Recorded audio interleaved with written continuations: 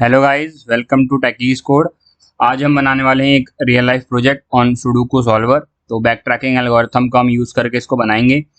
Pre requisite सिर्फ इतना सा है कि आपने वो वीडियो देखी होनी चाहिए एनक्वीन प्रॉब्लम वाली, जो मैंने इससे पहले पोस्ट कर रखी है। ठीक है, तो अगर वो आपने देखी हुई है एनक्वीन प्रॉब्लम, तो ये काफ़ी सिंपल होने वाला है आपके लिए। हम पहले ये देखते हैं कि हम करने क्या वाले हैं। तो इस तरीके का एक वेबसाइट होगी, ठीक है, ये हेडर है उसका, और यहाँ पर हमारा ये ग्रिड है सुडोकू सॉल्वर की। दो बटन्स आपको मिलेंगे, get puzzle and solve puzzle.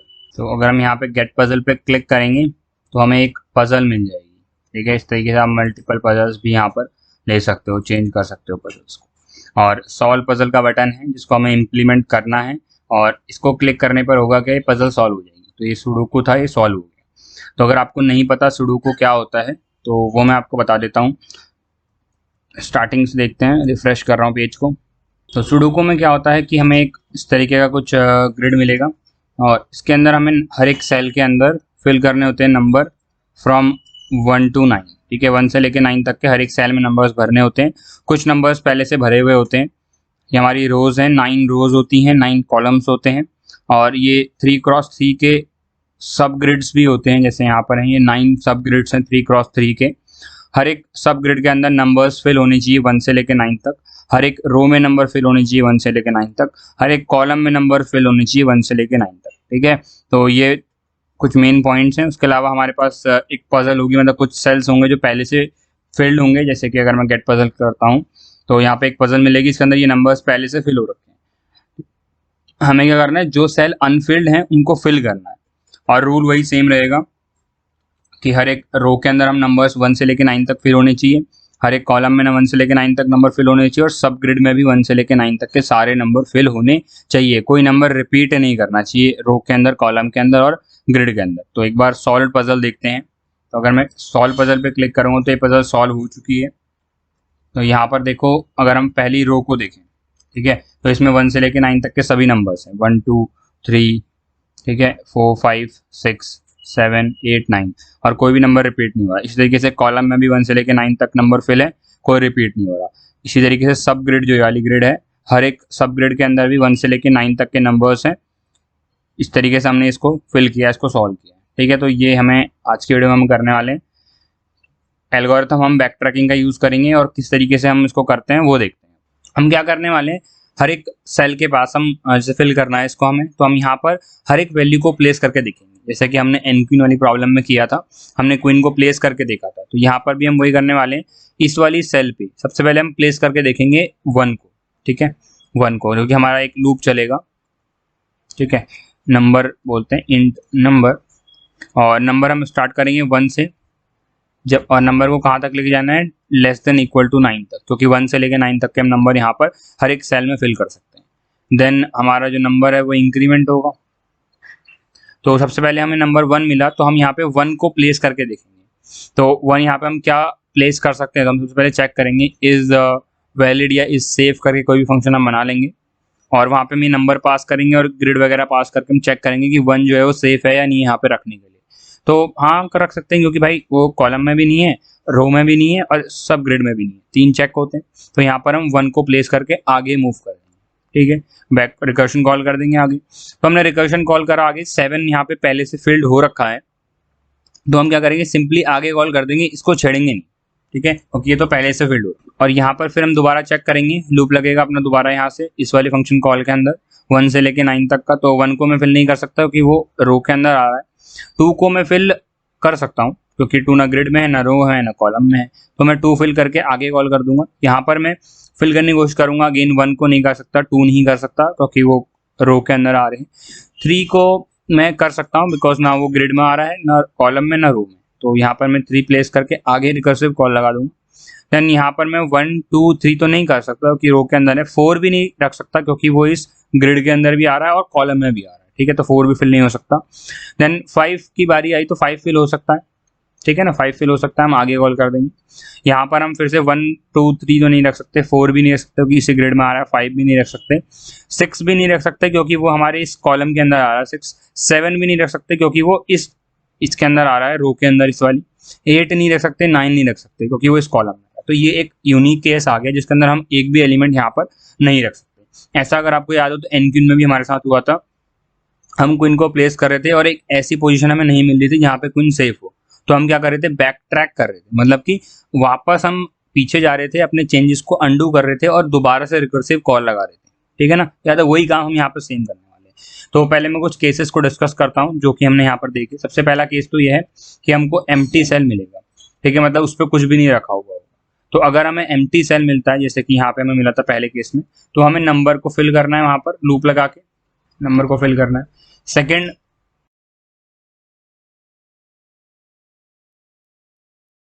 तो हमें क्या करना है, नेक्स्ट मूव करना है, मतलब आगे बढ़ जाना है, नेक्स्ट मूव, रिकर्सिव कॉल लगा के हम आगे बढ़ जाएंगे। तीसरा केस ये है कि मैं कोई नंबर यहाँ पे फिल ही नहीं कर पाऊंगा, नो नंबर, अगर मैं यहाँ पे कोई भी नंबर नहीं रख पा रहा हूँ तो इस केस में हमें क्या करना है, बैक ट्रैक करना है। I hope it is visible कि हमें क्या करना है, बैक ट्रैक करना है, वापस जाके चेंजेस को अंडू करके फिर वापस से हमें रिकर्सिव कॉल लगाना है। तो यहाँ पे भी हम वही करेंगे, हम यहाँ से वापस जाएंगे, इसको अंडू करेंगे, मतलब कि यहाँ पे जो भी लिखा था उसको हटा के वापस पीछे रिकर्सिव कॉल, मतलब वापस हम क्या करेंगे, रिटर्न करेंगे वहां से। यहाँ पे 5 रखा था तो यहाँ पे मैं नेक्स्ट नंबर रखने की कोशिश करूंगा क्योंकि 5 से मेरा आंसर नहीं आ रहा, तो अगला नंबर क्या आता है 5 के बाद 6, तो मैं यहाँ पे 6 को प्लेस करने का ट्राई करूंगा। और 6 को प्लेस करने के लिए यहाँ पे रो के अंदर तो वो नहीं है 6, तो भर सकता हूँ, कॉलम के अंदर भी नहीं है, ग्रिड के अंदर भी नहीं है, तो मैं यहाँ पे क्या करूंगा, 6 को फिल करके आगे कॉल लगा दूँ। यहाँ पर मैं दोबारा स्टार्ट करूंगा 1 से लेके 1 2 3 4 नहीं फिल कर सकता, बट हाँ मैं यहाँ पे 5 फिल कर सकता हूँ कि ना ही वो रो में है इस वाली, ना ही कॉलम में है, ना ही ग्रिड में। तो 5 को फिल करके मैं आगे कॉल करूंगा, ऑलरेडी फिल्ड है, आगे कॉल करूंगा, यहाँ पे आ गया। देन यहाँ पे मैं चेक करूंगा कि मैं क्या फिल कर सकता हूँ 1 2 3 करके। तो इस तरीके से हमारा जो है ये पूरा लॉजिक चलेगा और हर एक सेल पे जाएंगे, अलग अलग वैल्यूज को चेक करेंगे और फिर उसको पूरा भरेंगे। तो इस तरीके से हम बैक ट्रैकिंग की मदद से इसको सॉल्व करने वाले हैं। तो अभी हम इसका थोड़ा कोड लिखते हैं और इसको अच्छे से समझते हैं, जहाँ जहाँ पे हमें थोड़ी सी प्रॉब्लम होगी मैं उसको आपको एक्सप्लेन करूंगा। ये तो एक बेसिक लॉजिक था, बेसिक आइडिया था किस तरीके से हम यहाँ पे बैक ट्रैकिंग को यूज करने वाले हैं, ठीक है। तो चलते हैं अपने टेक्स्ट एडिटर पे और वहाँ पे इसको हम कोड करते हैं इन C++। सो यहाँ पर मैंने क्या किया है, एक बेसिक फंक्शन है सुडोकू सॉल्वर, जिसके अंदर हमने बोर्ड पास किया है और ये बोर्ड वही सुडोकू की बोर्ड है जिसके अंदर कुछ एलिमेंट्स फिल्ड हैं और कुछ अनफिल्ड हैं, जो नहीं भरे हुए हैं वो 0 से रिप्रेजेंटेड है और बाकी जो नंबर्स भरे हुए हैं वो फील्ड सेल्स हैं। यहाँ पर हम क्या करेंगे, कोड लिखेंगे पूरा, इसके अंदर मैंने 2 वेरिएबल i और j पास किए हुए हैं। ये हमें स्टार्टिंग पॉइंट बता रहे हैं 0 0, मतलब कि यहाँ से हम स्टार्ट करेंगे, इसको फिल करके आगे कॉल करेंगे, आगे कॉल करेंगे, इस तरीके से हम इसमें आगे बढ़ने वाले हैं, ठीक है ना। तो जैसे कि एक जो रिकर्सिव फंक्शन होता है उसके अंदर 3 चीज़ें होती हैं main, base case, recursive case और हमारा जो वर्क होता है या वर्क टुवर्ड बेस केस जिसको हम बोलते हैं। तो तीनों को हम देखते हैं। सबसे पहली बात है बेस केस। बेस केस में क्या होता है कि बेस केस वो केस होता है जहाँ पर फर्दर एग्जीक्यूशन जो होता है रिकर्शन का वो स्टॉप हो जाता है, मतलब हमारी प्रॉब्लम सॉल्व हो गई है, हम आगे अब रिकर्सिव कॉल्स को नहीं लगाएंगे। तो ऐसा कब होगा कि हमारी प्रॉब्लम सॉल्व हो जाएगी, जैसे हम यहाँ पर स्टार्टिंग में हम 0,0 पर है, मतलब इस वाले सेल पर है, फिर हम इसको फिल करके आगे बढ़ रहे हैं, आगे बढ़ रहे हैं और कहीं पर कुछ गलती हो रही तो वापस पीछे आ रहे हैं, ठीक है ना, उसको फिर रेक्टिफाई करके हम आगे बढ़ रहे हैं। तो इस तरीके से जब हम पूरा फिल करके यहाँ पे पहुंच जाएंगे, मतलब इस वाली सेल के बाद आगे कॉल करेंगे, इस वाली सेल पे पहुंच जाएंगे, दैट मीन्स हमारा जो सुडोकू सॉल्वर है वो कंप्लीट हो चुका है। तो हम ये हमारा बेस केस होगा। बेस केस क्या होगा, अगर हमारा i इज इक्वल टू क्या है, जो लास्ट वैल्यू है n which is 9 in this case, i is equal to 9 and i is equal to 8, क्योंकि हम यहाँ पे 0 से स्टार्टिंग कर रहे हैं ना, 0 से स्टार्टिंग कर रहे हैं, 0 1 2 3 4 5 6 7 एंड 8। तो जो स्टार्टिंग है 0 से हो रही है तो लास्ट 8 होगा। तो जब i की वैल्यू 8 हो और j की वैल्यू 9 हो, 0 से लेकर 8 तक, उसके बाद 9, j की वैल्यू 9 हो, ये हमारा बेस केस होगा, ठीक है। या फिर अगर आप और सिंप्लीफाई करना चाहते हो तो बेस केस को आप इस तरीके से भी लिख सकते हो कि i इज इक्वल टू 9, मतलब कि जब i 9 हो जाए यहाँ पर, उस केस में आपको क्या करना पड़ेगा, क्योंकि हम ऐसे ही हम जैसे रिकर्सिव कॉल लगाएंगे, तो यहाँ के बाद हमने यहाँ रिकर्सिव कॉल लगाई, इस रिकर्सिव कॉल लगाई, फिर इसको फिल करने के बाद हमने आगे रिकर्सिव कॉल लगाई होगी, तो हम हर बार उसको यहाँ से रीडायरेक्ट करके यहाँ भेज रहे होंगे, ठीक है ना। तो जैसे ही हम यहाँ पहुंचेंगे तो हम उसे रीडायरेक्ट करके वापस यहाँ भेज देंगे। तो हम ये वाला बेस केस भी यूज कर सकते हैं कि अगर i इज इक्वल टू 9 है तो भी ये केस वैलिड होगा, तो ये भी एक वैलिड बेस केस होगा। आपकी इच्छा, आप किसी को भी यूज कर सकते हो। I am going to use second. और नेक्स्ट इंपॉर्टेंट चीज ये है कि इस तरीके से हार्ड कोड करने के बजाय, जैसे हम यहाँ पर 8 9 लिख रहे हैं ना, इस तरीके से हार्ड कोड करने के बजाय हम क्या कर सकते हैं, हम यहाँ पर n ले सकते हैं, जो ये बताएगा कि n क्रॉस n का मेरा बोर्ड है। तो अगर n की वैल्यू 9 है तो 9 क्रॉस 9 का है, अगर n की वैल्यू 3 है तो फिर 3 क्रॉस 3 का सुडोकू है। सो अगर हमें जनरलाइज करना है तो हम क्या कर सकते हैं, यहाँ पर एक n बना सकते हैं। इसको मैं इनिशियली 9 दे देता हूँ अभी के लिए, बट यहाँ पर हम n के लिए चेंज करेंगे तो हमारा जो पूरा फंक्शन होगा वो उस तरीके से वर्क करेगा, और हम जनरलाइज कर रहे हैं इसको, ठीक है। 9 क्रॉस 9 के लिए ही नहीं, हर वैल्यू ऑफ n के लिए वैलिड होगा, लेकिन अभी के लिए मैं 9 क्रॉस 9 का ही बोर्ड ले रहा हूँ ताकि अच्छे से एक्सप्लेन कर पाऊँ मैं। आप इसको किसी भी वैल्यू n के लिए रन कर सकते हो, डोंट वरी। तो यहाँ पर हमें n पास करना पड़ेगा, सॉरी, इस तरीके से यहाँ पर एक्सेप्ट करेंगे इंट n। तो अभी बेस केस की बात करी तो पहले बेस केस लिखते हैं। यहाँ पर बेस केस में मैंने बोला था अगर i की वैल्यू 9 हो जाएगी, मतलब हमारा लास्ट रो पे आ गई, सॉरी 9 नहीं बोलेंगे, हम n बोलेंगे यहाँ पर। जैसे हम लास्ट में आ गए तो क्या होगा, यहाँ पर हमें क्या करना है, प्रिंट कर देंगे बोर्ड को कि जो भी हमारा सॉल्व सुडोकू है, सुडोकू सॉल्व करके हमने बोर्ड के अंदर फिल कर दिया होगा ना, जो फाइनल आंसर होगा उसको प्रिंट कर देंगे। तो बोर्ड पास करेंगे और n वो प्रिंट हो जाएगा। फिर यहाँ से हम रिटर्न कर देंगे ट्रू, मतलब कि हमारा जो क्वेश्चन था, जो हमारा सुडोकू था वो सॉल्व हो चुका है, ठीक है। तो रिटर्न ट्रू कर दिया। यहाँ पर मैं प्रिंट फंक्शन बनाऊंगा, वॉइड प्रिंट, ये बोर्ड एक्सेप्ट करेगा और साइज एक्सेप्ट करेगा उसका। तो n क्रॉस n का है, दो लूप लगेंगे यहाँ पर, i इज इक्वल टू 0 से less than n, i plus plus, और इसके अंदर नेस्टेड लूप लगेगा j का 0 से लेके n तक, और यहाँ पर हम प्रिंट कर देंगे बोर्ड ऑफ i और j को।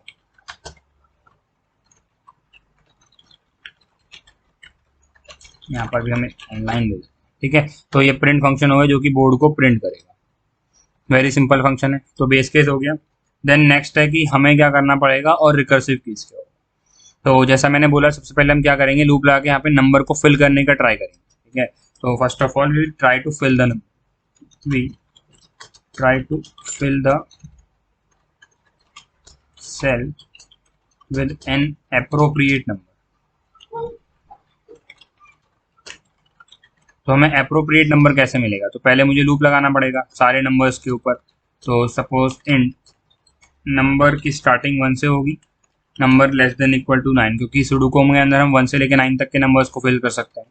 और हर बार मैं नंबर को इंक्रीमेंट करूँगा, मतलब एक एक करके नंबर को फिल करके देखूंगा। सबसे पहले नंबर 1 है तो 1 को फिल करके यहाँ पे चेक करूँगा। तो पहले मुझे चेक करना पड़ेगा, तो 1 को फिल करने से पहले चेक करूँगा, check is number can be filled, कि क्या नंबर को मैं यहाँ पे भर सकता हूँ। तो उसके लिए मैं एक फंक्शन बनाऊंगा, सपोज इज वैलिड, ठीक है, क्या वो नंबर वैलिड है या नहीं है। तो कैसा वो फंक्शन होगा, उसका प्रोटोटाइप यहाँ मैं दे देता हूँ एक बार आपको। सो कुछ बूल रिटर्न करेगा कि आप भर सकते हो या नहीं, ट्रू या फॉल्स, इज वैलिड। और यहाँ पर हमें क्या पास करना पड़ेगा, एक तो बोर्ड पास करना पड़ेगा जिसके अंदर हमें चेक करना है, और कौन सी लोकेशन में चेक करना है वो बताना पड़ेगा, आई कोऑर्डिनेट और जे कोऑर्डिनेट, कि इस पॉइंट पे आप चेक करो, इस सेल पे चेक करो कि वो वैलिड है नहीं है नंबर, तो नंबर तो पास करना ही पड़ेगा। तो ये पैरामीटर्स इसके पास होंगे, और इसकी मदद से मेरे को बताएगा चेक करके कि क्या वो नंबर वहाँ पे रखना वैलिड है या नहीं है, मतलब करेक्ट है या नहीं। तो अगर इसने ट्रू रिटर्न किया तो मैं इसको इफ़ के अंदर बाउंड करा देता हूँ, इस तरीके से लिखता हूँ, इफ़ इज वैलिड, इसके अंदर बोर्ड पास करके आई जे और नंबर पास कर। तो अगर ये नंबर यहाँ पे मैं रख सकता हूँ, वैलिड है, तो ये ट्रू रिटर्न करेगा, तो मैं इफ़ कंडीशन के अंदर आ जाऊँगा। अगर नहीं रख सकता हूँ तो फॉल्स करेगा, मैं लूप के बाहर आ जाऊँगा। और दोबारा अगले नंबर पे चेक करूँगा, नंबर की वैल्यू इंक्रीमेंट होकर 2 हो जाएगी, फिर 2 को फिल करके चेक करूँगा कि 2 वैलिड है या नहीं है, उसको फिल करने की कोशिश करूँगा, ठीक है ना। तो इस तरीके से करेगा। तो मान लो अगर मैं वहाँ पे 1 को रख सकता हूँ तो मुझे क्या करना है, वहाँ पे नंबर को फिल करना है। तो बोर्ड ऑफ आई और जे, इसके अंदर मैं क्या रखूँगा, जो भी नंबर है उसको फिल कर दूँ। और नंबर को फिल करने के बाद में आगे रिकर्सिव कॉल्स लगानी है मेरे को, तो मैं वही सुडोकू सॉल्वर बोर्ड पास करूँगा, आई जे और एन, ठीक है। और आगे पास करने के लिए जे की वैल्यू को +1 से इंक्रीमेंट करूँगा कि आगे वाली सेल पे आप अब चेक करो। और ये आगे वाली सेल को फिल करके मुझे कुछ रिटर्न करेगा कि क्या ये आगे वाली सेल को फिल कर पाया या नहीं कर पाया, क्योंकि ऐसा भी हो सकता है कि कोई सेल वो फिल ही ना कर पाए। तो यहाँ पे मैं इसको स्टोर करूँगा एक वेरिएबल बोल आंसर में, या फिर सब आंसर बोल दूँ मैं इस तरीके से, कि छोटे पार्ट का जो आंसर है, ठीक है, वो जो आंसर हमें देगा कि क्या वो सॉल्व कर पाया। तो अगर सब आंसर ट्रू है, मतलब कि वो जो सब पार्ट था बचा हुआ उसको उसने अगर सॉल्व कर दिया दैट मीन्स वेरी गुड, आपको रिटर्न ट्रू करना है सिंपली कि हाँ भाई पूरा सॉल्व हो गया। जो मेरी प्रॉब्लम थी एक सेल को फिल करना, वो मैंने फिल कर दी लूप लगा के यहाँ पे चेक करके। उसके बाद आगे मैंने रिकर्सिव कॉल लगाई, वो भी फिल हो गई क्योंकि सब आंसर ट्रू आ रखा है। तो फिर मैं बोलूँगा हाँ सुडोकू सॉल्व हो चुका है, रिटर्न ट्रू कर दूँगा। I hope you got this point. लेकिन अगर आगे कोई प्रॉब्लम आई और वो आगे वाले पार्ट को सॉल्व नहीं कर पाया, वो आगे वाली किसी भी सेल पे कोई वैल्यू को पुट नहीं कर पाया, तो मुझे क्या करना है, बैक ट्रैक करना है यहाँ पे। ठीक है, तो यहाँ पर अब बैक ट्रैकिंग का मेन लॉजिक आता है। बैक ट्रैकिंग, उसके अंदर हम क्या करते हैं, बैक ट्रैकिंग में हम हर एक पार्ट जो भी पॉसिबल है उसको चेक करते हैं। उसको से मैंने हर एक नंबर को फिल करके चेक किया, अगर किसी नंबर के कॉरस्पॉन्डिंग हमारा आंसर सॉल्व हो जाता है प्रॉब्लम, तो हम वहीं से रिटर्न कर देते हैं। लेकिन अगर प्रॉब्लम सॉल्व नहीं हो पाती है देन हम क्या करते हैं, चेंजेस को अंडू करते हैं। बैक ट्रैकिंग में हम फिर क्या करते हैं, चेंजेस को अंडू करते हैं। तो यहाँ पे लिखेंगे अंडू द चेंजेस, जो भी हमने वहाँ जाने के लिए चीज़ें करी होती है उसे अंडू करते हैं। तो मैं दोबारा से बोर्ड ऑफ आई जे को क्या करने वाला हूँ, 0 करने वाला हूँ, क्योंकि हमने जाते वक्त उसको उस नंबर से फिल किया था बट वो नंबर सही नहीं था, तभी तो आगे वाला पार्ट सॉल्व नहीं हो पाया। तो बैक ट्रैक में आके मुझे उस चेंजेस को अंडू करना है और दोबारा से अगले नंबर के लिए मैं चेक करूँगा। लूप से बाहर आके, सॉरी इफ कंडीशन से बाहर आके अगली बार लूप बढ़ेगा, नम की वैल्यू बढ़ेगी, फिर अगले नंबर को चेक करेगा कि रख सकता हूँ नहीं, और फिर उसको फिल करके फिर आगे कॉल करेगा। सपोज मैंने सारे नंबर चेक कर ली और मैं किसी भी नंबर को फिल नहीं कर पाया, तो मुझे क्या करना है, फिर मेरे को रिटर्न फॉल्स करना है कि भाई मैं तो किसी भी पोजीशन को फिल कर ही नहीं पाया, दैट मीन्स कुछ पीछे प्रॉब्लम हुई होगी, तो आप यहाँ से रिटर्न फॉल्स करो। अब ये तो हमारा बेसिक कोर लॉजिक हो गया। अब कुछ कॉर्नर केसेस भी जो हमें ध्यान रखने पड़ेंगे। सपोज जैसे हम यहाँ पे कॉल करते हुए आगे बढ़ रहे हैं, यहाँ से रिकर्सिव कॉल आगे लगाई, यहाँ से आगे लगाई, तो जैसे हमें 7 मिल गया। ठीक है, इन दोनों को फिल किया मैंने, आगे कॉल करी, 7 मिल गया, लेकिन 7 तो पहले से फिल्ड है, तो वहाँ पे मैं थोड़ा फिल करूंगा नंबर को एक एक करके रख के फिल्ड करके, ऐसा तो कुछ करना नहीं है यहाँ पे, तो गलत हो जाएगा। जो नंबर यहाँ पे 7 है वो फिक्स्ड है, उसको हम चेंज नहीं कर सकते। तो ये हमें एक केस कंसिडर करना पड़ेगा। If cell is already filled, अगर सेल पहले से फिल्ड है तो हमें क्या करना है, सिंपली आगे मूव करना है। ठीक है, तो इस केस में हमें क्या करना है, just move ahead. So if board of I and J is not equal to 0, अगर वो 0 नहीं है तो मैं क्या करूँगा, सुडोकू सॉल्वर बोर्ड I और J + 1 पे कॉल करूँगा। ठीक है, मतलब हमने आगे उसको मूव करवा दिया। लेकिन चलो ठीक है, आगे मूव करा दिया। तो अगर हम यहाँ पे देखें तो 0 था, फिल किया, आगे मूव किया, इसको फिल करा, आगे मूव कर दिया होगा, फिर आगे मूव कर दिया होगा, फिर आगे मूव करके ऐसे करते करते लास्ट यहाँ पे लास्ट कॉलम में पहुंच गया हूँ, तो फिर मैंने इसको फिल करके देन आगे कॉल कर दिया होगा। लेकिन यहाँ तो हम बोर्ड के बाहर आ गए, तो हमें क्या करना है, जैसे ही मैं यहाँ पे आगे कॉल करी यहाँ पर, तो यहाँ से रीडायरेक्ट करके यहाँ पे ले आना है। ठीक है, तो वो कैसे करेंगे, तो यहाँ पे हमें एक और चेक लगाना पड़ेगा बेस केस के ठीक नीचे, और इस वाले केस से पहले लगाना पड़ेगा, ये इंपॉर्टेंट है, आइए बताऊंगा क्यों। तो यहाँ पे हम चेक करेंगे if we are not inside the board, तो if j is equal to n, अगर j n के बराबर है, मीन्स हम आउट ऑफ द बोर्ड चले गए हैं, क्योंकि जो इंडेक्सिंग होगी 0 से लेके n-1 तक होगी। अगर j n है तो आप बोर्ड के बाहर हो। उस केस में आपको क्या करना है, रीडायरेक्ट करना है स्टार्टिंग पोजीशन पे और अगली रो के अंदर। तो मैं कॉल करूंगा सुडोकू सॉल्वर, बोर्ड पास करूंगा, i की वैल्यू इंक्रीमेंट करके 1 से और j को 0 कर दूंगा, मतलब स्टार्टिंग कॉलम में पहुंच गए अगली रो के। ठीक है, इस तरीके से, और जो भी आंसर होगा वहां से रिटर्न भी मुझे यहाँ से करना पड़ेगा। तो अगर मैं रिटर्न नहीं करूंगा तो मेरे को इस वाले पूरे को इफ में, इस वाले जो यहाँ तक है पूरा, इस वाले पार्ट को इफ वाले ब्लॉक के अंदर रखना पड़ेगा। लेकिन अगर मैं रिटर्न कर दूंगा तो इफ वाले ब्लॉक के अंदर रखने की जरूरत नहीं पड़ेगी, इसलिए रिटर्न इंपॉर्टेंट है। सेकंड चीज, ये इससे पहले होना चाहिए, ये वाली जो कंडीशन है ये इस वाली कंडीशन के बाद में होनी चाहिए। क्यों, क्योंकि अगर j ग्रेटर देन n है और आप यहाँ पर इसको पहले लिखते हो, तो वो j की वैल्यू 9 के लिए भी board of some value of i और 9 पे एक्सेस करने की कोशिश करेगा, जो कि गलत है। तो यहाँ पे आपको रन टाइम एरर आ सकती है, तो इसलिए ये वाली कंडीशन पहले होनी चाहिए। ठीक है, तो आई होप ये 2 बातें आपको समझ में आई होंगी। तो ये कुछ कॉर्नर केसेस थे। तो इन सब के बाद हमारा जो मेन फंक्शन है वो कंप्लीट हो चुका है। अब मेरे को ये वाला फंक्शन बिल्ड करना है, इज वैलिड। तो मुझे चेक करना है कि एक नंबर वैलिड है या नहीं है, मतलब मैं उसको वहाँ पे फिल कर सकता हूँ एक एम्प्टी सेल के अंदर या नहीं। तो वो कैसे करने वाले हैं उसको जरा मैं थोड़ा सा समझ। सपोज मेरे को यहाँ पे चेक करना है कि मैं कोई नंबर फिल कर सकता हूँ या नहीं। ठीक है, I hope it is visible, ये वाली जो पोजीशन है यहाँ पे मेरे को चेक करना है कि सपोज मैं 1 को फिल कर सकता हूँ या नहीं यहाँ पर। तो मैं कैसे चेक करूँगा कि 1 को फिल कर सकता हूँ? सबसे पहले मेरे को रो में चेक करना होगा, ठीक है। रो में चेक करूँगा पूरी कि 1 है या नहीं है, फिर कॉलम में चेक करूँगा पूरे 1 है या नहीं है। जब रो में भी नहीं है, कॉलम में भी है, तो फिर मैं इस ग्रिड में चेक करूँगा। ये वाली ग्रिड दिख रही है, ये वाली, पर मैं ये वाली जो ग्रिड है, ऐसी 9 ग्रिड्स हैं, तो इस ग्रिड के अंदर चेक करूंगा कि 1 अवेलेबल है या नहीं, मतलब पहले से है या नहीं। अगर पहले से होगा तो मैं यहाँ पे उसको फिल नहीं कर सकता, लेकिन अगर नहीं है तो फिर कर सकता हूँ, ठीक है। तो ये 3 चेक हमारे होने वाले हैं। इन तीनों में हमें यही चेक करना है कि मैं फिल कर सकता हूँ नहीं। सबसे पहला चेक हमारा होगा रो का, सेकंड चेक होगा हमारा कॉलम का, एंड थर्ड चेक होगा हमारा सब ग्रिड का। जो 3x3 की सब ग्रिड है, इसके अंदर हम चेक करेंगे। तो रो में चेक करना बहुत आसान है कि हमें रो गिवन होगी, ये हमें इसका कोऑर्डिनेट पता होगा ना, आई और जे, ठीक है। तो ये सेल है, इसके आई और जे कोऑर्डिनेट हमें गिवन होंगे।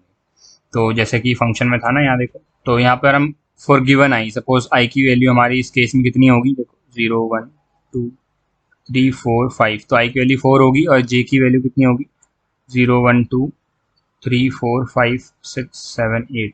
तो आई की वैल्यू भी 4 है, जे की वैल्यू भी 4 है, तो ये 4,4 है, ठीक है।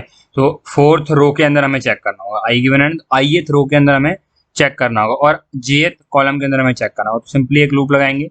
रो कॉलम बहुत आसान है, रो और कॉलम में चेक करना कि एलिमेंट प्रेजेंट है या नहीं। मेन पॉइंट है कि हम यहाँ कैसे चेक करेंगे सब ग्रिड में कि वो अवेलेबल है या नहीं। तो उसके लिए हमें थोड़ा सा लॉजिक यूज करना पड़ेगा। उसमें हम क्या करने वाले हैं, इस आई और जे की, क्योंकि ये एक मैट्रिक्स ही हो गई 2D मैट्रिक्स अंदर किसी एलिमेंट को सर्च करना है तो हम क्या करते हैं, हमें उसका स्टार्टिंग कोऑर्डिनेट चाहिए होता है। सपोज हमें इस ग्रिड में चेक करना है, ये जो ये वाली ग्रिड है 3x3 की, तो मेरे को ये वाला कोऑर्डिनेट चाहिए। इस कोऑर्डिनेट से मैं स्टार्ट करूंगा, 2 नेस्टेड लूप लगाऊंगा और पूरी इस मैट्रिक्स में चेक कर सकता हूँ। इस तरीके से अगर मुझे इस वाले ग्रिड के अंदर चेक करना है तो मुझे ये वाला कोऑर्डिनेट चाहिए, ना कि ये वाला, ठीक है। सपोज मुझे यहाँ पे चेक करना होता कि कोई एलिमेंट मैं भर सकता हूँ या नहीं, तो मेरे को ये वाला कोऑर्डिनेट चाहिए होगा। इस कोऑर्डिनेट से मेरा कोई मतलब नहीं, ये कोऑर्डिनेट मेरा ठीक रहेगा अगर मुझे मिल जाए तो मुझे इस कोऑर्डिनेट से इस कोऑर्डिनेट में पहुंचना है, मतलब मैपिंग करनी है इस कोऑर्डिनेट की इस कोऑर्डिनेट पे। कोई भी कोऑर्डिनेट यहाँ पर हो इस पूरे ग्रिड के अंदर, वो हमें यही प्रोवाइड करना चाहिए। तो इसका एक फॉर्मूला टाइप हमें बनाना पड़ेगा कि मैं आई और जे की वैल्यू दूंगा यहाँ से किसी भी, और मेरे को ये वाला पॉइंट मिल जाए। तो उसके लिए जो फॉर्मूला है वो ये है, I divided by root N, ठीक है, इंटू रूट एन। तो ये थोड़ा सा स्ट्रेंज सा फॉर्मूला लग रहा होगा, आप सोचोगे ये आई ही देगा, बट ये आई नहीं देगा, क्योंकि यहाँ पर इंटीजर डिवीजन हो जाएगी तो कुछ वैल्यू कम हो जाएगी। सपोज अगर मैं एग्जांपल दूं, सपोज इसी का एग्जांपल लेते हैं 4 का, तो यहाँ 4 है आई की वैल्यू 4,4, और रूट एन क्या होगा, एन की वैल्यू 9 है, तो रूट एन 3 होने वाला है, तो डिवाइडेड बाई 3, तो इसका आंसर क्या आएगा 1 आएगा, ठीक है। और इसको इंटू 3 करूंगा, क्या आ जाएगा 3, ठीक है। 4 नहीं आया, आई की वैल्यू, इसका आंसर आई नहीं आया, थोड़ा सा कम आया, या फिर हो सकता है कभी कभी आई भी आ जाए, ठीक है। तो यहाँ पे हमें 3 मिल गया, which is coordinate of this point, ठीक है। तो इस तरीके से आई के लिए और सिमिलरली जे के लिए करेंगे, हमें ये वाला कोऑर्डिनेट मिल जाएगा। सपोज इस सेल पे मुझे चेक करना है, इसका कोऑर्डिनेट है 5,1, ठीक है। तो 5,1 पे अगर मैं ये फॉर्मूला लगाऊंगा तो हम मुझे क्या मिल जाएगा, ये वाला कोऑर्डिनेट, सॉरी ये वाला स्टार्टिंग कोऑर्डिनेट ऑफ दिस सब मैट्रिक्स। तो कैसे निकालेंगे, देखो 5 डिवाइडेड बाई 3 इंटू 3 क्या आएगा, 1 इंटू 3 3 आ गया, 1 डिवाइडेड बाई 3 इंटू 3 कितना आएगा 0, क्योंकि यहाँ पे इंटीजर डिवीजन होगी और आंसर 0 आ जाएगा, ठीक है। तो 3,0 कोऑर्डिनेट मिलेगा। लेकिन इसके अलावा हमारे पास एक और फॉर्मूला है, ये फॉर्मूला तो है ही, एक और फॉर्मूला है जो कि ज़्यादा अच्छा है, आई माइनस आई मॉडुलो रूट एन, ठीक है। ये वाला फॉर्मूला मैं यूज़ करने वाला हूँ पर्सनली। ये वाला फॉर्मूला भी यूज़ कर सकते हो, C++ में तो वर्क कर जाएगा क्योंकि यहाँ पे इंटीजर डिवीजन होती है, बट कई सारी लैंग्वेजेस में इंटीजर डिवीजन नहीं होती, तो वहाँ पर ये वाला फॉर्मूला यूज़ नहीं होगा। तो मैं ये वाला फॉर्मूला यूज़ करने वाला हूँ, विच इज़ वाइडली एक्सेप्टेबल, क्योंकि यहाँ पर हमें कोई डिवीजन प्रॉपर्टी का यूज़ नहीं कर रहे हैं, ठीक है। तो सपोज अगर यहाँ पे अप्लाई करूंगा इसको, तो 5 माइनस 5 मॉड 3, तो 5 मॉड 3 हमारे पास आएगा 2, तो 5 minus 2 which is come out to be 3, तो इसका आई कोऑर्डिनेट मिल गया इसके आई कोऑर्डिनेट से। अब इसका जे कोऑर्डिनेट है 1, तो 1 माइनस 1 मॉड 3, तो 1 मॉड 3 आएगा 0, सॉरी 1 मॉड 3 आएगा 1, तो 1 माइनस 1 कितना आया 0, ठीक है। तो इसका जे कोऑर्डिनेट से हमें इसका जे कोऑर्डिनेट मिल गया। तो आई होप यू अंडरस्टैंड कि इस तरीके से हम मैपिंग कर रहे हैं, किसी भी कोऑर्डिनेट से हम इस कोऑर्डिनेट पे पहुंच रहे हैं with the help of this formula. और ये इंपॉर्टेंट क्यों है, क्योंकि मुझे इस सब मैट्रिक्स में सर्च करना है, और किसी भी सब मैट्रिक्स में सर्च करने के लिए मुझे उसका स्टार्टिंग कोऑर्डिनेट पता होना चाहिए, देन मैं उस पूरी सब मैट्रिक्स में सर्च कर सकता हूँ। ठीक है, सिंपली दो नेस्टेड लूप लगेंगे, सर्च हो जाएगा। तो आई होप आपको ये समझ में आया होगा कि इस वैलिड फंक्शन को हम कैसे चेक करते हैं, इन क्या कोई एलिमेंट नंबर को मैं यहाँ पे फिल कर सकता हूँ या नहीं, वो कैसे चेक करूंगा with the help of these 3 checks. तो इन चेक्स को अब हम कोड करते हैं।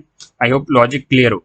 ठीक है, तो चलते हैं टेक्स्ट एडिटर पे। तो यहाँ पर सबसे पहले हम करने वाले हैं रो चेक। ठीक है, तो रो चेक के लिए हम लूप लगाएंगे। एक्स वेरिएबल ले रहा हूँ मैं, आई और जे, क्योंकि यहाँ पर हमें मिल ही रहे हैं, तो कन्फ्यूजन नहीं क्रिएट करनी है। तो एक्स की वैल्यू स्टार्ट करेंगे हम 0 से, क्योंकि रो को चेक करना है तो कॉलम को वेरी करना पड़ेगा। ठीक है ना, तो एक्स लेस देन एन तक चलेगा। यहाँ पर एन नहीं है हमारे पास, तो एन भी हम यहाँ पे ले लेते हैं। ठीक है, यहाँ से पास करना पड़ेगा इस वैल्यू।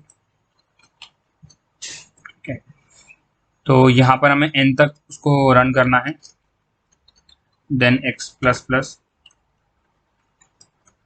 और हर एक ये कॉलम होगा, और यहाँ पे हमें चेक करना पड़ेगा if board of I and मतलब ith रो पे और xth कॉलम पे अगर वो एलिमेंट मिल जाता है, तो हम यहाँ पे क्या करें, कॉलम को वेरी कराने से क्या होगा, हमारा जो रो है वो चेंज होती चली जाएगी। तो अगर यहाँ पे मुझे नंबर मिल जाता है पहले से लिखा हुआ, तो मुझे यहाँ से रिटर्न फॉल्स करना है, मतलब कि मैं इस नंबर को फिल नहीं कर सकता क्योंकि ये ऑलरेडी फिल्ड है। इसी तरीके से हमारा रो का चेक होगा, कॉलम का चेक होगा। कॉलम के चेक में भी सेम ही काम हमें करना है। यहाँ पर बस क्या होगा कि हमें एक्स जो होगा वो हमारा क्या रिप्रेजेंट कर रहा होगा, रो नंबर रिप्रेजेंट कर रहा होगा इंस्टेड ऑफ कॉलम। तो कॉलम हमारा जे होगा और रो हमारी वेरी करेगी एक्स के साथ। अगर वो नंबर है तो रिटर्न फॉल्स कर देंगे। ठीक है, और इन दोनों लूप को मैं मर्ज करके एक ही लूप में भी ये काम कर सकता हूँ। यहाँ पर मुझे सिंपली क्या करना पड़ेगा, इन दोनों को कमेंट करता हूँ। ठीक है, इन दोनों के बदले में क्या कर सकता हूँ, एक लूप में भी काम चला सकता हूँ। यहाँ पे 2 कंडीशन लगानी पड़ेगी, एक तो ये रो के लिए, साथ ही साथ कॉलम भी चेक कर लेता हूँ, बोर्ड ऑफ एक्स एंड जे, अगर ये इक्वल टू नम। ठीक है, तो दोनों केस में रिटर्न फॉल्स करना है। तो ये 2 लूप को मैंने एक ही लूप में कन्वर्ट कर दिया, विच इज़ गुड। अगर ये समझ में नहीं आ रहा तो 2 अलग अलग लूप लगा लो। ठीक है, तो ये हमारा हो गया रो चेक और कॉलम चेक। यहाँ पे लिख देते हैं रो एंड कॉलम चेक्स। अब इसके बाद हमें सब मैट्रिक्स का चेक लगाना है, सब मैट्रिक्स चेक। तो उसके लिए हमें पहले starting value of I, starting I निकालना पड़ेगा, जो कि मैंने बताया था कैसे निकालते हैं, आई माइनस आई मॉड रूट एन। ठीक है, तो रूट एन मैं पहले डिक्लेयर करता हूँ, int root N is equal to SQRT। ये एक मैथ डॉट एच के अंदर फंक्शन होता है, और इसके अंदर एन पास करेंगे तो उसका स्क्वायर रूट मिल जाएगा। इसके लिए हमें यहाँ पर क्या इंक्लूड करना पड़ेगा, और मैथ डॉट एच, तो has include math dot H. ठीक है, ताकि SQRT को यूज़ कर सकें। इस तरीके से स्टार्टिंग इंडेक्स ऑफ आई मिल गया, और इसी तरीके से मैं क्या निकाल सकता हूँ यहाँ पर, स्टार्टिंग इंडेक्स ऑफ जे। उसके लिए मुझे यहाँ पर क्या करना है, जे माइनस जे रूट एन। ठीक है, अब मुझे स्टार्टिंग कोऑर्डिनेट मिल गया है, तो मुझे सिंपली क्या करना है, एक 2D मैट्रिक्स होगी मेरे पास, उसके अंदर मुझे रन करना है।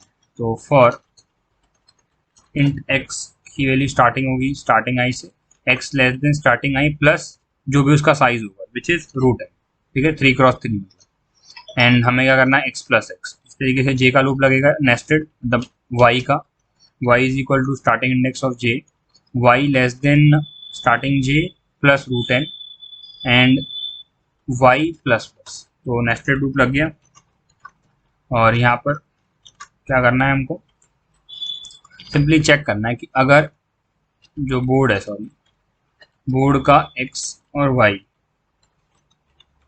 इस कहीं पर भी हमें नम मिल जाता है, जो नंबर हम फिल करने की कोशिश कर रहे हैं, अगर वो पहले से हमें मिल जाता है, दैट मीन्स हम यहाँ पर उसको फिल नहीं कर सकते, तो हम क्या करेंगे, रिटर्न फॉल्स करेंगे। तो ये हमारे 3 चेक हो गए, row check, column check, then sub matrix check. अगर ये तीनों चेक पास हो जाते हैं, मतलब ना ही वो रो में है, ना ही कॉलम में है, ना ही सब मैट्रिक्स में है, तो दैट मीन्स आप उस नंबर को फिल कर सकते हो वहाँ पर, तो रिटर्न ट्रू कर देंगे और आप वहाँ पर उसको फिल कर लो। तो ये हमारे बेसिक फंक्शंस हो गए हैं। एक बार इसको रन करके देखते हैं कि सब कुछ वर्क कर रहा है नहीं, कोई एरर होगी तो उसे भी हम सॉल्व करने की कोशिश करेंगे। तो मैं कंट्रोल ये करता हूँ, यहाँ पे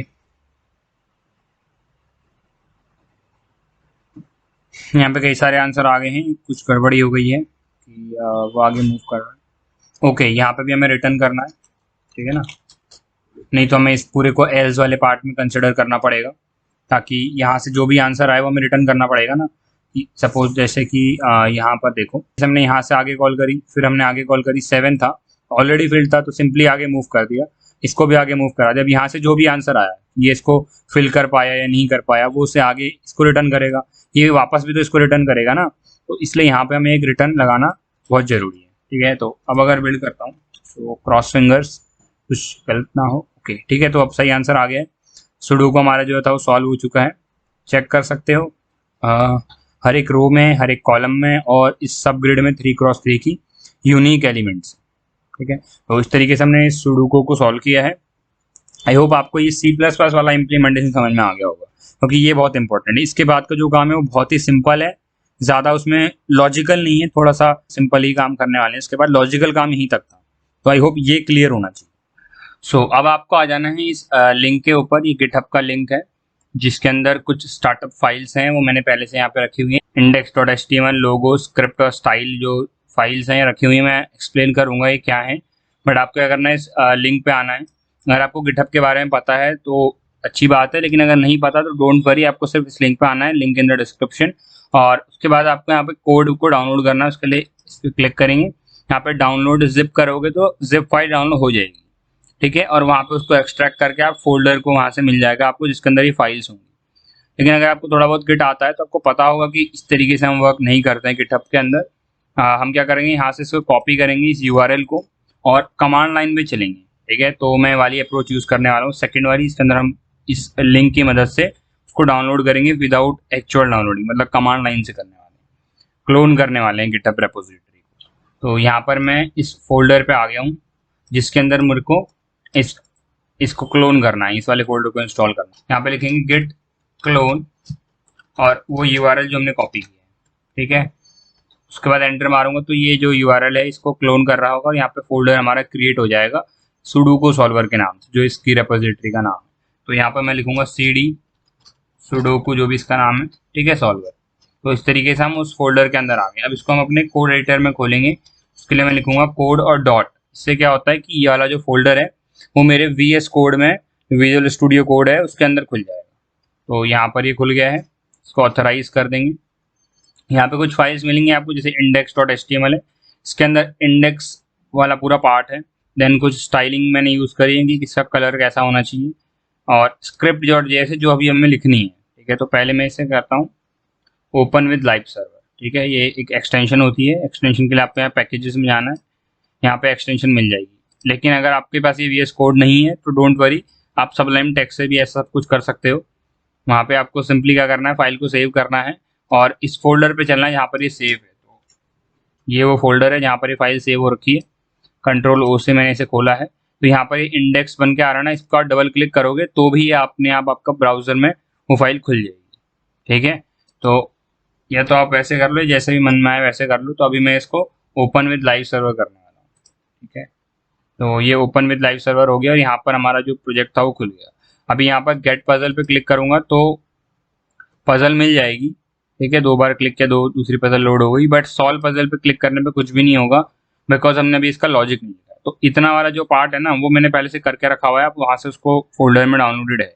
सो यहाँ पर हमने क्या किया हुआ है, तो ये तो बेसिक टेम्पलेट होता है HTML का, इस पर मैं ज़्यादा नहीं जाऊँगा। यहाँ पर हमने एक हेडिंग डाली हुई है टेक्कीज कोड के नाम से, और एक लोगो लगा रखा है साइड में, ठीक है। कि इसके अंदर सुडोकू सॉल्वर हेडिंग है। उसके बाद यहाँ पर ये पूरी ग्रिड बना रखी है मैंने, 81 ग्रिड्स हैं, 81 बॉक्सेस हैं, अलग अलग बनाई, सबको एक ID दे रखी है। तो अगर आपको ये नहीं आता तो डोंट वरी, से फोकस करने की आपको जरूरत ही नहीं है, आपको सीधा script.js पे फोकस करना है, जो मैं बताने वाला हूँ। ये तो मैं उनके लिए बता रहा हूँ जिनको पता है, थोड़ा बहुत नॉलेज होनी चाहिए ना, प्रोजेक्ट बना रहे हैं तो उसके बाद लास्ट में 2 बटन्स हैं जो यहाँ नीचे आपको दिख रहे होंगे, ये सॉल्व पजल और गेट पजल वाले, ये 2 बटन्स हैं। और इनकी भी आईडी दे रखी है मैंने, गेट पजल और सॉल्व पजल। ठीक है, ये आईडी इंपॉर्टेंट है। क्यों इंपॉर्टेंट है? क्योंकि स्क्रिप्ट डॉट जेएस के अंदर मैं क्या करने वाला हूँ, इनको फेच करने वाला हूँ। तो यहाँ पर गेट पजल और सॉल्व पजल को मैंने document dot gate element by ID, तो उस आईडी से मुझे वो एलिमेंट मिल गया यहाँ पर। ठीक है, गेट पजल। अब इसलिए मैंने get puzzle dot on click, जैसे ही मैं उस पर क्लिक करूंगा तो ये फंक्शन एग्जीक्यूट होगा। इस फंक्शन के अंदर मैंने क्या करा है, रिक्वेस्ट भेजी है इस एपीआई को। ठीक है, ये एक एपीआई एंड पॉइंट है। आप ये समझ सकते हो कि एक ये एक वेबसाइट है या एक यूआरएल है वैसे, जहाँ से हमें क्या बोला है, ये बोर्ड हम फेच कर रहे हैं। ठीक है, और डिफिकल्टी लेवल ईजी है। इस एपीआई को मैं आपको दिखा देता हूँ अभी। को यहाँ पर आना है। ठीक है, ये एक गिटहब रेपोजिटरी है। वैसे ये यहाँ पे अगर हम नीचे चलेंगे तो यहाँ पर आपको मिल जाएगा काफ़ी कुछ पढ़ने को, पढ़ सकते हो आप इसको। ये एपीआई का जो मतलब वेबसाइट है वो वाली है। यहाँ पर एपीआई वाले सेक्शन में जाओगे तो गेट रिक्वेस्ट भेजनी है आपको इस यूआरएल पे। साथ में कुछ आर्ग्यूमेंट्स आप भेज सकते हो, जैसे डिफिकल्टी लेवल हो, यहाँ पे एग्जांपल दे रखा है इन्होंने। ठीक है, ये हो गया। और आर्ग्यूमेंट भेजने के लिए पैरम्स भेजने तो क्वेश्चन मार्क और डिफिकल्टी इजी, इस तरीके से हमने भेज दिया। इससे क्या होगा, मैं ये वाले जो लिंक है ये क्या करेगा, एक अगर मैं इसे कॉपी करके यहाँ आपको दिखाता हूँ। ठीक है, मैंने डायरेक्टली इसे कॉपी करके पेस्ट कर दिया। तो यहाँ पे हमें क्या होगा, एक सुडोकू मिल रही है। देखो एक बोर्ड मिल रहा है यहाँ पे हमें, जिसका डिफिकल्टी लेवल ईजी है और ये हर बार नया मिलेगा। ठीक है, अभी मैं इसे दोबारा एंटर मारूंगा रिफ्रेश, तो नया बोर्ड मिलेगा। इस तरीके से हमें क्या हो रहा है, हर बार बोर्ड मिलते जा रहा है एक एक। तो इसी लिंक का मैंने यूज़ किया है अपने प्रोजेक्ट में। ये फ्री टू यूज़ है, तो आप भी इसे यूज़ कर सकते हो। ये आपको आंसर भी प्रोवाइड कर देगा अगर आपको चाहिए तो, स्लैश सॉल्व करके अगर आप भेजोगे तो सॉल्व भी करके दे देगा। बट हम सॉल्व नहीं करवाना, हमें सॉल्व खुद करना है। हमें सिर्फ बोर्ड चाहिए, तो हम सिर्फ इसी का यूज़ करेंगे, गेट रिक्वेस्ट का। यहाँ पर मैंने वही किया हुआ है, देखो गेट रिक्वेस्ट भेजी है और इस यूआरएल पे। ठीक है, वो सेम यूआरएल है अभी जो मैंने डिस्कस किया। तो उसके बाद जब यूआरएल मिल जाएगा तो ऑनलोड पे हमने क्या किया हुआ है, इसको फिल किया हुआ है बोर्ड को। तो जो हमारा फ्रंट एंड में बोर्ड था उसको फिल कर दिया इस बोर्ड से। ठीक है, जो हमें रिस्पॉन्स में मिला वहाँ से। ज़्यादा डिटेल में नहीं आना, ऊपर ऊपर से बता रहा हूँ। ठीक है, अब यहाँ पर हमें मेन फंक्शन, ये जो सॉल्व पजल है, ये वो बटन है, इसको हमने गेट किया है। और इस पर जैसे ही क्लिक करेंगे तो पजल सॉल्व हो जानी चाहिए। तो उसके लिए फंक्शन यहाँ से हमने कॉल किया सुडोकू सॉल्वर। तो यहाँ पर आपको अपना सारा कोड लिखना है। तो कोड हम पहले से लिख चुके हैं, उसको मैं यहाँ पे सिर्फ कॉपी पेस्ट करना है, थोड़े से चेंजेस करने हैं। तो अब हम उस चेंजेस को करते हैं। ठीक है, तो जो हमने कोड लिखा था उस पर चलता हूँ। ये वो कोड हमारे पास लिखा हुआ है। ठीक है, जो भी लिखा था हमने, यहाँ पर मैं इस फंक्शन को कॉपी कर रहा हूँ। ठीक है, और VS कोड के अंदर यहाँ पे पेस्ट करता हूँ। नीचे थोड़े चेंजेस कर रहे हैं, बहुत सारी एरर्स दिखाएगा। पहली बात तो यहाँ पे इंटीजर नहीं होता। ठीक है, यहाँ पर हम लेट का यूज़ करते हैं। तो पहले मैं उसे रिप्लेस करने वाला हूँ, सारे होल वर्ड को हम रिप्लेस करेंगे लेट से। ठीक है, जैसे यहाँ पे इंटीजर होता है, अलग अलग डेटा टाइप होते हैं ना, जावास्क्रिप्ट में सिर्फ एक ही डेटा टाइप होता है विच इज़ लेट। मतलब और भी होते हैं वेयर और कॉन्स, बट सब एक ही काम करते हैं लगभग। इसमें बूलियन, इंटीजर वो सब अलग अलग नहीं होते। ये फंक्शन का नाम है, तो फंक्शन को ऐसे डिक्लेयर नहीं करते, इसके आगे लिखना पड़ता है हमें फंक्शन। रिटर्न टाइप देने की जरूरत नहीं है। साथ में हमें यहाँ पर इसको इस तरीके से भी भेजने की जरूरत नहीं है, खाली नाम भेजेंगे हम बोर्ड और आई, मतलब इस तरीके से आई, और लेट लिखने की भी जरूरत नहीं है यहाँ पर। ठीक है, जब हम फंक्शन के आर्ग्यूमेंट में पास करते हैं तो हम डेटा टाइप नहीं देते यहाँ पे, सिंपली नाम लिखते हैं उसका। तो इस तरीके से सुडोकू सॉल्वर फंक्शन हो गया। इसमें हमने पैरामीटर्स दे दिए। यहाँ पर प्रिंट नहीं करना हमको, जब हमारा पजल सॉल्व हो जाएगी तो हमें उसे, जो हमारा फ्रंट एंड पे जो मतलब HTML पे वो लिखे हुए हैं ना बॉक्सेस, उसको भरना है। तो उसके लिए यहाँ पर एक फंक्शन है फिल बोर्ड। ये अपने आप हर एक सेल को भरेगा, जो वैल्यू हम सॉल्व करके लेके आएंगे। वही हमने काम यहाँ पे भी किया था। तो सेम हमें यहाँ पे जो हमने काम किया है वो सेम काम हमें यहाँ पे करना है, बोर्ड को फिल करना है। ठीक है, और जो लॉजिक था वो तो सेम ही रहेगा, लॉजिक में कोई आंसर नहीं है, बस यहाँ पे बोल नहीं होगा, लेट होगा, जैसा कि मैंने बताया। ठीक है, तो यही सेम था, बस यहाँ पर एक n की वैल्यू एक्स्ट्रा हम ले रहे हैं ना। तो जब हम यहाँ से फंक्शन को कॉल कर रहे हैं, इसको हटा देता हूँ, तो यहाँ पर हमें n भी पास करना पड़ेगा। तो भी हम 9x9 का बोर्ड ले रहे हैं, तो 9x9 के लिए यहाँ पे n की वैल्यू 9 पास करनी पड़ेगी। ठीक है, तो ये सुडोकू सॉल्वर फंक्शन हो गया। इसके अंदर दो और फंक्शन थे, फिल बोर्ड वो हमने इंप्लीमेंट कर दिया है। देन हमारे पास एक था इज वैलिड फंक्शन। ठीक है, तो इसको भी हमें यहाँ पे कॉपी करना है। तो यहाँ से जो इज वैलिड फंक्शन है इसको मैं कॉपी कर रहा हूँ। तो यहाँ पर इससे पहले या कहीं पे भी आप पेस्ट कर सकते हो, होस्टिंग होती है यहाँ पर जावास्क्रिप्ट में, मतलब आपको मतलब ऑर्डर मैटर नहीं करता फंक्शंस का। ठीक है, तो यहाँ पर भी वही सेम चेंज करने पड़ेंगे फंक्शन, और यहाँ से इंट को हटाना पड़ेगा पहले। तो जितने भी हैं ये सब इस तरीके से हम नहीं लिखते, और ये एरे भी ऐसे पास नहीं करेंगे, खाली नाम हमें उसका देना होगा। ठीक है, ये कमेंटेड पार्ट में हटा रहा हूँ। जो भी इंट है इस सबको रिप्लेस करना है लेट से, तो इसे रिप्लेस करते हैं। तो बाकी सब तो ठीक है। यहाँ SQRT निकालने के लिए यहाँ पर हम यूज़ करेंगे math.sqrt। यहाँ पे हमने मैथ लाइब्रेरी इंस्टॉल करी थी ना, ऊपर इंक्लूड करी थी, सॉरी। यहाँ पर हम सिंपली math.sqrt लिख सकते हैं। तो लगभग सब कुछ हो चुका है, ठीक है। तो एक बार इसे टेस्ट करते हैं और ये वर्क करा होगा, ठीक है। कुछ एरर आएगी तो हम उसको भी ठीक कर लेंगे, ठीक है। तो हमने शायद ये पहले ओपन कर रखा, यहाँ पे ओपन है, ठीक है। तो गेट पजल करेंगे तो हमें पजल मिल जाएगी। सॉल्व पजल पे क्लिक करूँगा तो पजल सॉल्व हो जाएगी, ठीक है। कंसोल लॉग पे हम यहाँ पे देख सकते हैं, कुछ एरर आई होगी तो यहाँ पता लग जाता है, ठीक है। कोई एरर नहीं है, सो दिस इज गुड। ये मैं कैसे लगाया, आप Ctrl+Shift+I कर सकते हो, नहीं तो यहाँ पे इंस्पेक्ट करोगे तो भी ये खुल जाएगा, ठीक है। यहाँ कंसोल में आना है। तो आई होप आपको ये सब कुछ क्लियर हो गया हो कैसे किया है हमने। लॉजिक तो सेम ही रहेगा, बस थोड़ा यहाँ पर हम कैसे कर रहे हैं वो थोड़ा सा इंपॉर्टेंट था। और ये जो वेबसाइट है ये आपके लोकल स्टोरेज में, मतलब आपके लोकल कंप्यूटर पे ही रन कर पाएगी, क्योंकि हम इसे लोकल पे ही चला रहे हैं। डोमेन नेम इसका लोकल है।